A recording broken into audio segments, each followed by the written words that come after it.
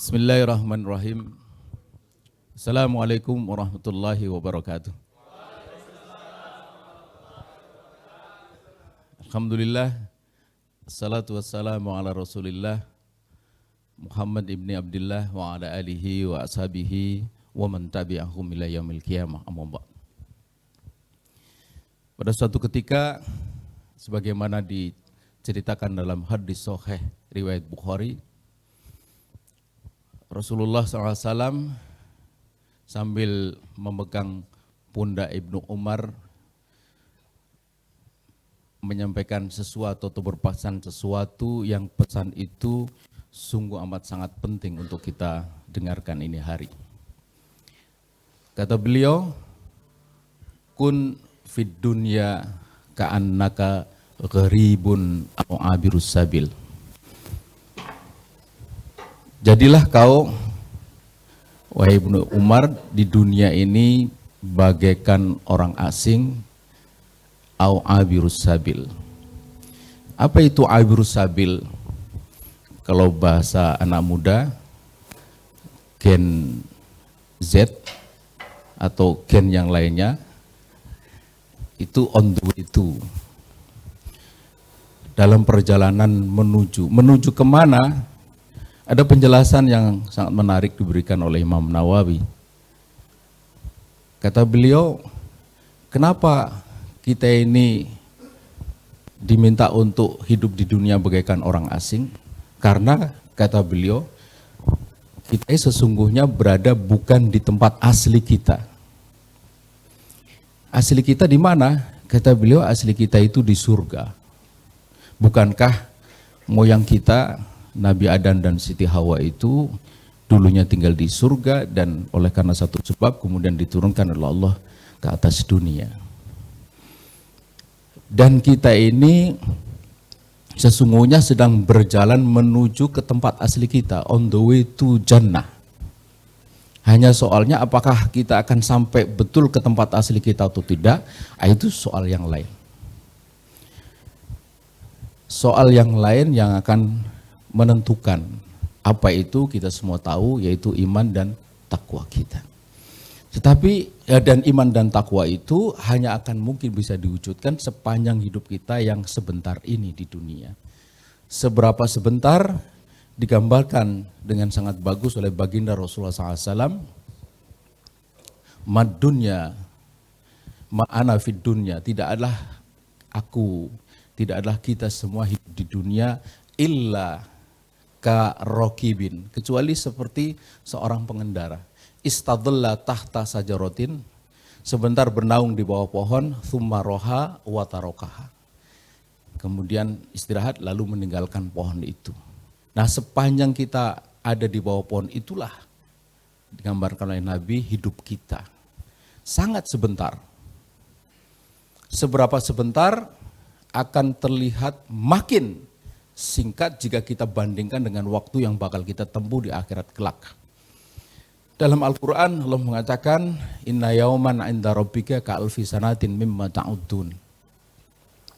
Sesungguhnya satu hari di sisi Tuhanmu di akhirat kelak itu bagaikan 1000 tahun dalam hitunganmu. Andai kita ini hidup 100 tahun, andai 1/10 dari 1000, itu artinya hanya 1/10 dari 24 jam satu hari satu malam. Jadi hanya 2,4 jam. Andai kita hidup 100 tahun. Sangat jarang orang ini hari bisa mencapai usia 100 tahun. Andai 50 tahun, separuhnya lagi. Lebih singkat lagi, hanya 1,25 jam saja. Tetapi, waktu yang singkat itu sungguh dia amat menentukan. Menentukan apa? Menentukan hidup kita di akhirat kelak. Menentukan hidup kita di sana. Menentukan hidup kita di sana. Karena hidup kita di sana hanya akan mungkin ditentukan oleh apa yang kita jalani di sini. Yang sebentar sekali itu. Karena itulah maka penting bagi kita untuk memastikan apakah kita ini betul-betul telah melakukan sesuatu yang diperlukan untuk memastikan bahwa kita itu akan betul-betul sampai kepada tempat asli kita, surga. Apa itu yang bisa memastikan kita ada di sana? Tidak ada lain adalah tadi, takwa kita kepada Allah Subhanahu wa taala. Allah Subhanahu wa taala memastikan banyak hanya orang yang bertakwa saja yang akan sampai ke tempat asli itu. Wasiqal ladzina taqaw rabbahum ilal jannati zumar. Dimasukkanlah ke dalam surga mereka orang-orang yang bertakwa zumaro, jama'atan ba'da jama'atin. Karena itu jikalau ada perkara atau soal yang semestinya menjadi pusat perhatian kita dalam hidup kita ini, kemana seluruh potensi hidup kita, waktu, tenaga, pikiran, harta, ilmu, pengetahuan, jabatan, kedudukan, bahkan jika perlu hidup dan nyawa kita dikerahkan, itu tak lain adalah untuk bagaimana mewujudkan takwa itu. Bukan sebaliknya, mengorbankan takwa untuk meraih kedudukan, mengorbankan takwa untuk meraih kekayaan, mengorbankan takwa untuk sekedar mendapatkan pasangan. Jika takwa dikorbankan, maka dia akan mengalami kerugian atau menderita kerugian yang amat sangat besar. Jika pengusaha rugi ini hari, dia masih punya peluang untuk rebound. Dan banyak pengusaha yang rugi lalu kemudian dia meraih keuntungan pada tahap berikutnya. Tetapi jika kerugian itu terjadi di negeri akhirat, maka tidak ada waktu untuk rebound, tidak ada waktu untuk recovery. Yang ada adalah penyesalan. Penyesalan yang tiada pernah bisa terbayarkan. Ya laitani kuntu turaba, ya Allah lebih baik aku dulu menjadi tanah ketimbang menjadi orang, menjadi manusia tapi ingkar kepada Allah Subhanahu wa taala. Yang beriman juga dia menyesal, ya laitani qaddamtu li hayati. Dia sudah muslim tapi tidak beramal soleh. Yang sudah beramal soleh merasa kurang banyak.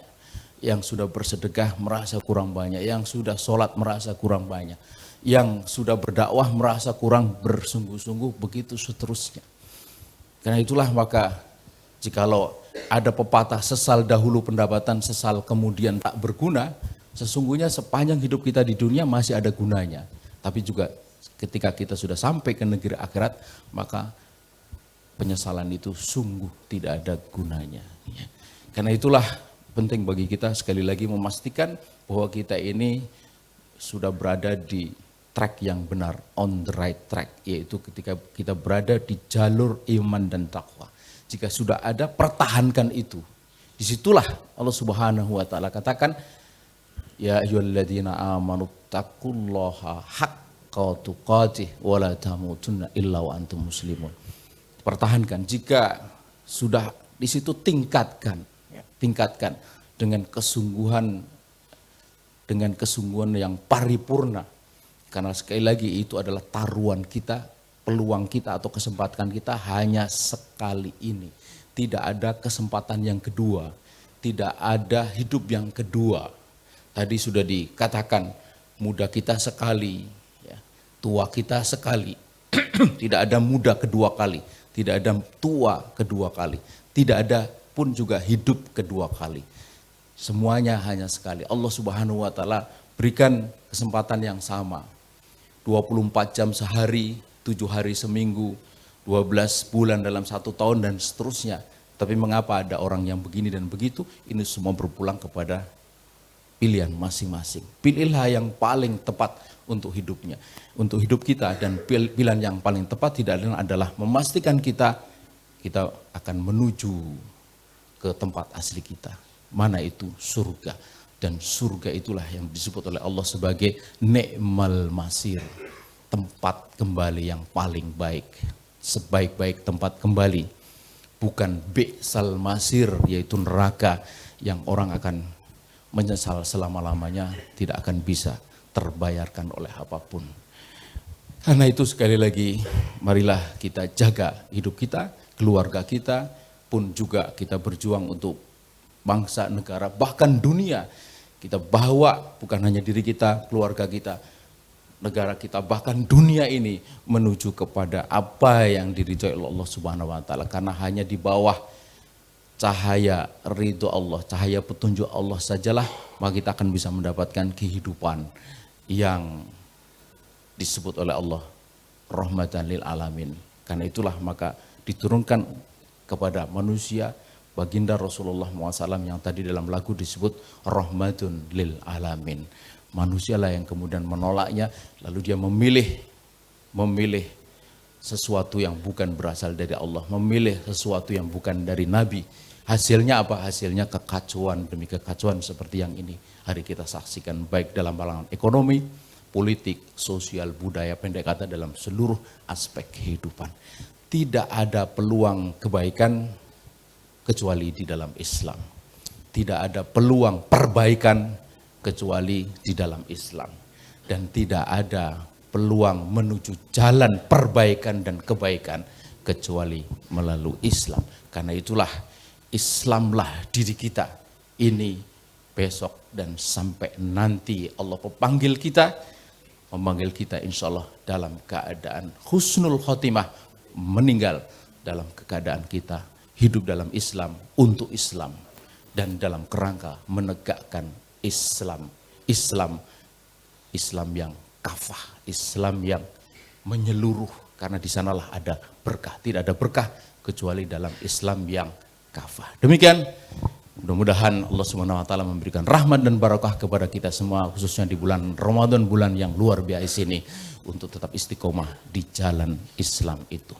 Demikian, walafu minkum, wassalamualaikum warahmatullahi wabarakatuh.